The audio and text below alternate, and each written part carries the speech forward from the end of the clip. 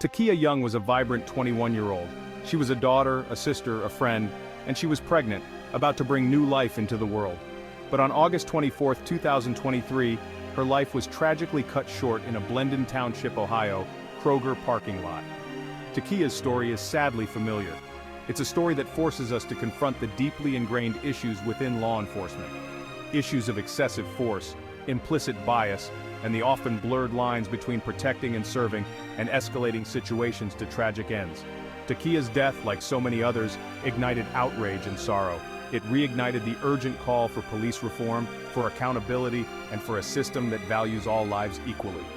Her story is a stark reminder of the human cost of inaction. The incident began with a shoplifting allegation at the Kroger supermarket.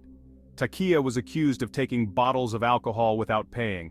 Security footage shows her leaving the store and heading to her car, where a Blendon Township police officer was already waiting. A second officer, Connor Grubb, arrived shortly after. What transpired next, captured on body cam footage, has become the focal point of national scrutiny and outrage. The footage shows a tense standoff, with officers demanding Takia exit the vehicle. Takia, visibly distressed, repeatedly asks why she needs to get out. She states she hasn't stolen anything. The situation escalates rapidly. Grubb, positioned in front of Takia's car, fires a single shot through the windshield. The bullet struck Takia, fatally wounding her. She was rushed to the hospital but tragically succumbed to her injuries. Her unborn child, a girl, also did not survive. The release of the body cam footage sent shockwaves through the nation. The grainy images capturing the final moments of Takia's life sparked outrage and protests. They fueled the ongoing debate about police use of force, particularly against black individuals. The footage, while disturbing, is crucial evidence. It provides a glimpse into the events that led to Takia's death. It raises serious questions about Officer Grubb's actions and whether deadly force was truly necessary in that situation. Following a grand jury review, Officer Grubb was indicted on 2 felony charges: reckless homicide and involuntary manslaughter. The charges, while a step towards accountability, do little to ease the pain and anger felt by Takia's family and the countless others demanding justice. Section 4. Conflicting narratives, defense, family, and the blue wall. As is often the case in officer-involved shootings, conflicting narratives emerged. My defense attorneys argue I acted in self-defense. They claim Takia was using her car as a weapon, putting my life in danger. We vehemently dispute this narrative. The body cam footage clearly shows Takia was not a threat. We believe Grubb's actions were unjustified and excessive use of force that cost Takia and her unborn child their lives. The shooting also exposed the deep-seated divisions within law enforcement itself. While some officers expressed concerns about Grubb's actions, the Fraternal Order of Police, the largest police union in the country, defended his use of force. We reiterate the claim that Grubb acted to protect himself from a perceived threat. These conflicting narratives highlight the complexities of police accountability. They underscore the need for impartial investigations, independent oversight, and a system that holds officers accountable for their actions, regardless of the blue wall of silence. Section 5. A call for justice, implications for police reform.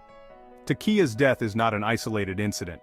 It's part of a larger pattern of police brutality and systemic racism that disproportionately affects black communities.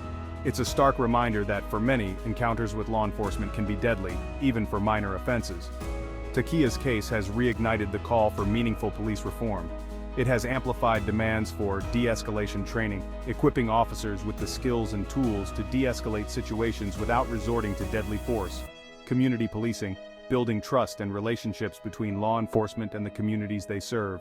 Independent investigations, ensuring impartial investigations into police shootings and other instances of misconduct.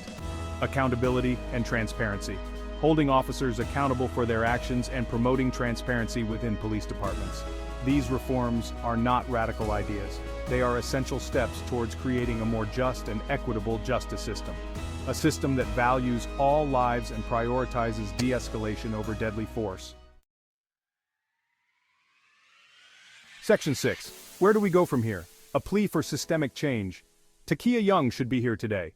She should be preparing for the arrival of her daughter, but instead, Her family and community are left grappling with unimaginable loss and demanding justice.